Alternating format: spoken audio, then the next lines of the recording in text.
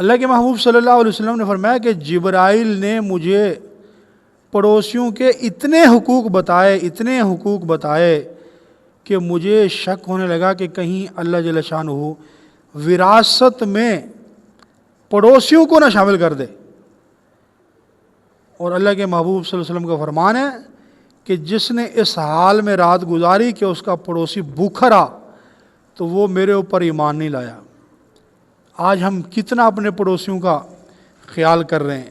کسی گھر کی خبر گیری لیتے ہیں کہ میرا ہمسایہ بھوکا ہے، پیاسا ہے، اس کو دوائی کی ضرورت ہے، علاج کی ضرورت ہے۔ ہمارے اندر سے یہ بات ختم ہو چکی ہے۔ اس لیے ایک مسلمان حضور علیہ السلام کے فرمان کو مقدم رکھتا ہے۔ اس لیے پڑوسیوں کے بڑے حقوق ہیں، ہم کوشش کریں کہ اپنے ہمسایوں و پڑوسیوں کو خوش کرنے کی کوشش کریں، ان کے حقوق ادا کرنے کی کوشش کریں۔ اللہ ہم سب کو عمل کی توفیق دے۔